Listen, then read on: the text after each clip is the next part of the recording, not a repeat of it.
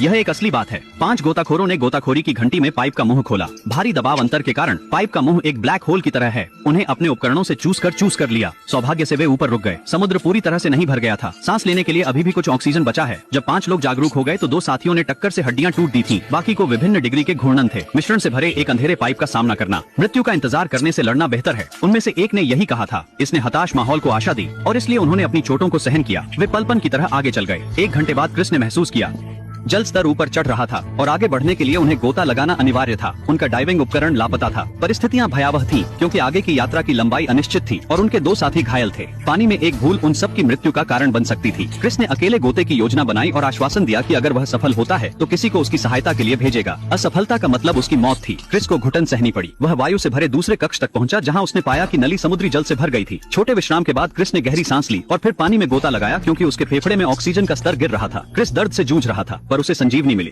और अचानक कुछ छू गया। करीब से निरीक्षण करने पर यह एक ऑक्सीजन टैंक था। क्रिस का दिल आशा से फूटता था, इसलिए वह आगे तैर गया। लेकिन आधे घंटे बाद पाइप के अंत का कोई संकेत नहीं मिला।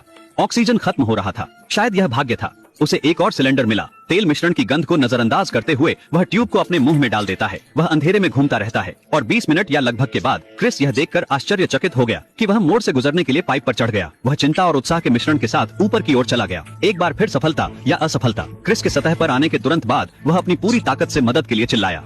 पाइप में चूसने के 2 घंटे बीत चुके हैं। बोर्ड में सवार सहयोगियों को कुछ गलत महसूस हुआ। वे उनकी तलाश के लिए गोताखोरी की घंटी के अंदर चले गए। उन्हें बस क्रिस मिला जो मदद के लिए बुला रहा था। क्रिस ने तुरंत पाइप के अंदर की स्थिति को सूचित किया। उन्होंने तेल कंपनी से बचाव कार्य करने की अपील की। फिर वह कोमा में पड़ गई। अस्पताल में आंखें खोलते ही उसने पहली चीज मदद मांगी। जवाब सुनकर वह गुस्सा में पड़ गया। कंपनी ने किसी को समुद्र के तल पर भेजा और उन्हें पाइप पर टैप करके जवाब मिला। पाइप बेहद संकीर्ण है। ऐसा करने का एकमात्र तरीका पूरे पाइप को हटाना है। जब तक पूरी पाइप को हटाया नहीं जाता ऐसा करना असंभव है। लेकिन कंपनी के हितों की रक्षा के लिए अधिकारियों ने बचाव को छोड़ने का फैसला किया। 5 दिन बाद तेल कंपनी ने घोषणा की कि सभी 4 पीड़ितों की मौत हो गई थी। बाद में फोरेंसिक पोस्टमार्टम में पाया गया कि वे चौथे दिन तक बने रहे। वे निराशा में मर गए। यह एक चौंकाने वाला सफल बचाव मामला होना चाहिए था जो अंततः लाभ के कारण एक त्रासदी में बदल गया। एकमात्र बचे व्यक्ति ने कंपनी को अदालत में ले लिया, लेकिन मामला लंबित है। अदालत की तारीख को जनवरी 2025 तक वापस कर दिया गया था।